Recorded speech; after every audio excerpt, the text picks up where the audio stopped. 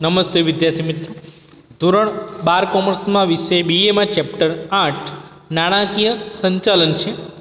આજે આપણે જોવાનું કે નવો મુદ્દો જોવાનો કે 8.3 મૂડી માળખું કોને કહેવાય છે એની ખ્યાલ, વ્યાખ્યા છે અને લાક્ષણિકતાઓના મુદ્દા જોઈએ. તો અહીંયા આપેલું કે નાણાકીય યોજનાના મહત્વના બે પાસાઓ છે.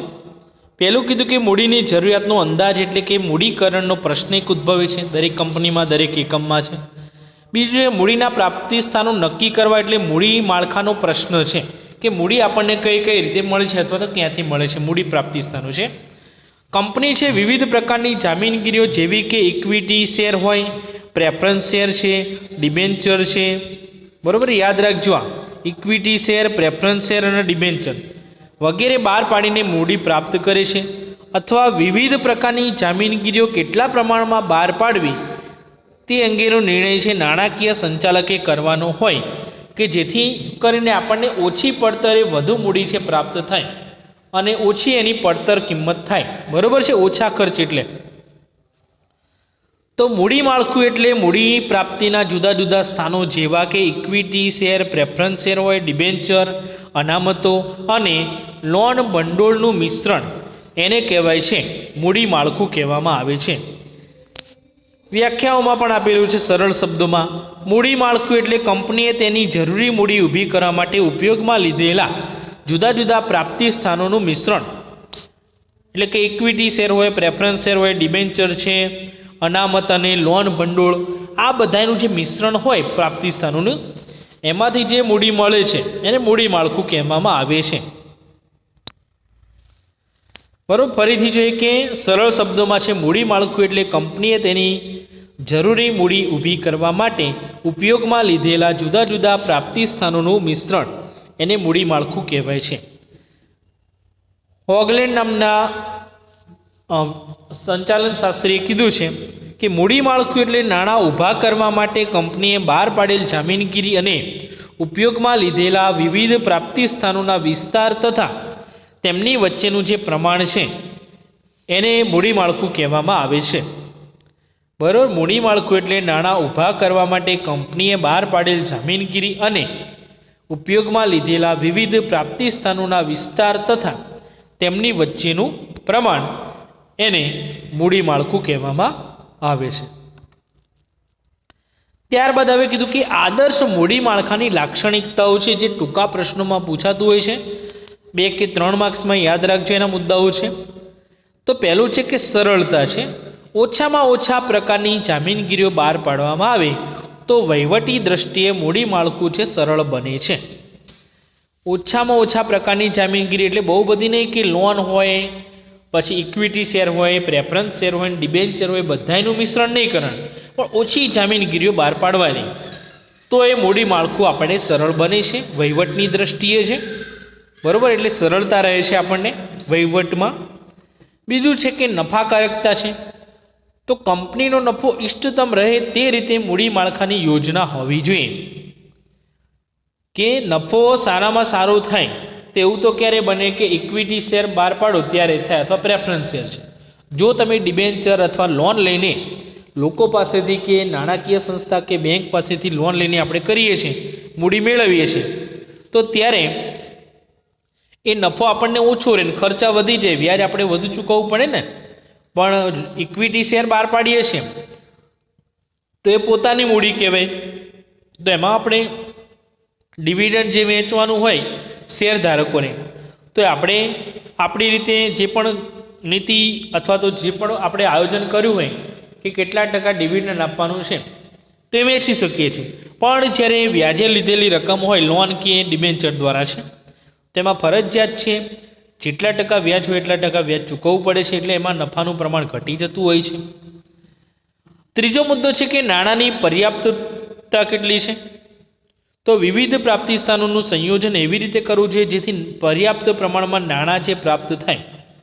એટલે ઇક્વિટી શેર બહાર પાડો કે પ્રેફરન્સ શેર હોય કે ડિબેન્ચર બહાર પાડીને ઉછીના નાણાં મેળવીએ છીએ અથવા લોન લઈને, પણ આપણે જ્યારે જોઈએ ત્યારે સમયસર છે આપણને પૂરતા પ્રમાણમાં જે રકમ હોય, નાણું છે પ્રાપ્ત થવું જરૂરી છે. એ પ્રકારનું આપણું મૂડી માળખું હોવું જોઈએ. ચોથો મુદ્દો છે કે પરિવર્તનશીલતા છે. પરિવર્તનશીલ મૂડી માળખું હોવું જોઈએ. બદલાતા સંજોગોમાં અને જરૂરિયાત પ્રમાણે તેમાં ફેરફાર આપણે કરી શકીએ એ પ્રકારનું મૂડી માળખાની રચના આપણે કરવી જોઈએ. પછી છે કે કરકસર છે. તો મૂડી માળખામાં વિવિધ પ્રાપ્તિ સ્થાનોનું સંયોજન એ રીતે થવું જોઈએ જેથી મૂડીની પડતર લઘુત્તમ થાય. પડતર એટલે કે ઓછી કિંમત થાય, પડતર કિંમત એની ઓછી થઈ જાય.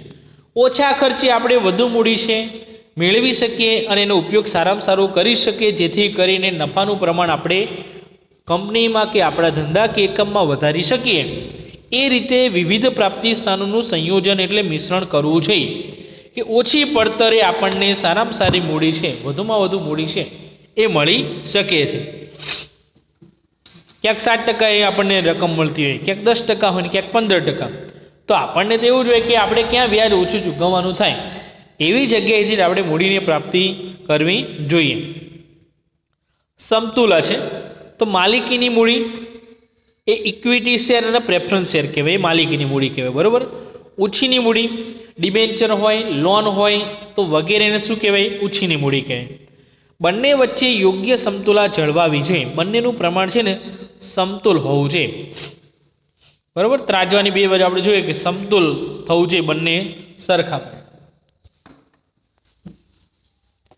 એટલે માલિકીની મૂડી અને ઓછીની મૂડી વચ્ચે યોગ્ય સમતુલા જળવાવી જોઈએ. સાતમો મુદ્દો છે તરલતા. તરલતા એટલે કે જે દેવું હોય, જવાબદારી આપણે સમયસર રીતે ચૂકવી શકીએ તે પ્રકારની જોગવાઈ મૂડી માળખામાં હોવી જરૂરી છે. આપણી પાસે એટલા પ્રમાણમાં, પૂરતા પ્રમાણમાં નાણું હોવું જોઈએ કે સમયસર રીતે આપણે લેણદારો હોય અથવા તો જે પણ વ્યક્તિને આપણે દેવું ચૂકવવાનું છે એને સમયસર રીતે ચૂકવી શકે એ પ્રમાણે મૂડી માળખાની રચના કરીને પર્યાપ્ત પ્રમાણમાં નાણું છે ધંધામાં રાખવું જરૂરી છે. ત્યારબાદ છે કે આકર્ષણ છે. તો વિવિધ પ્રકારના રોકાણકારોને રોકાણ કરવા માટે આકર્ષી શકે તેવું મૂડી માળખું હોવું જોઈએ. એટલે ઇક્વિટી શેરનું પણ હોય અથવા એની સાથે ડિબેન્ચર બહાર પાડીને પણ મૂડી માળખાની આપણે રચના કરી શકીએ છીએ. એ નીચે મૂડી માળખાના પ્રકારો છે એની સાથે અલગ અલગ પ્રકારો આપેલા છે, એમાં આપણે જોઈ શકીએ છીએ. તો એ પ્રમાણે રોકાણકારોને આકર્ષી શકે એ પ્રકારનું મૂડી માળખું હોવું જોઈએ. નવમો મુદ્દો છેલ્લો છે સદ્ધરતા છે. તો ઊંચીનું મૂડીનું પ્રમાણ એટલું વધુ ન રાખવું જોઈએ કે જેથી વ્યાજનો બોજ સહન ન થાય અને નાદારીનું જોખમ ઊભું થાય. એટલે મોટાભાગે આપણે માલિકીની જે મૂડી હોય વધુ હોવી જોઈએ, ઓછીની મૂડી છે એ ઓછા પ્રમાણમાં રાખવી જોઈએ, બરાબર. 70% માલિકીની મૂડી હોય અને 30% છે ઓછીની મૂડી હોય તો ચાલી શકે. પણ એનાથી વિરુદ્ધ ના હોવું જોઈએ કે 70% ઓછીની મૂડી હોય.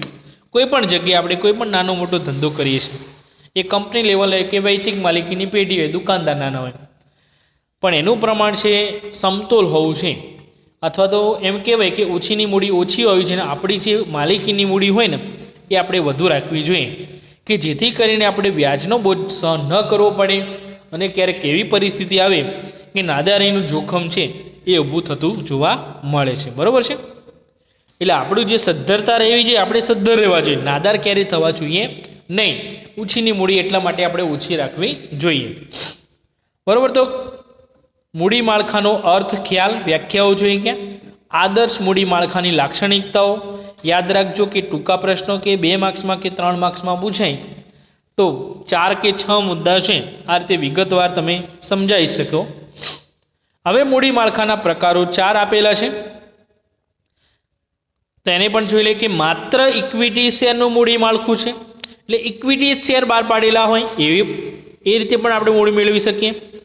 બીજું છે કે ઇક્વિટી શેર સાથે પ્રેફરન્સ શેરનું મૂડી માળખું, એટલે ઇક્વિટી શેર પણ બહાર પાડેલા હોય સાથે આપણે પ્રેફરન્સ શેર બહાર પાડીને મૂડી માળખાની રચના કરી શકીએ છીએ. ત્રીજું છે ઇક્વિટી શેર સાથે ડિબેન્ચરનું મૂડી માળખું છે, એટલે ઇક્વિટી શેર બહાર પાડેલા હોય, ડિબેન્ચર પણ બહાર પાડીને આપણે મૂડી છે મેળવી શકીએ એ પ્રકારનું મૂડી માળખું છે.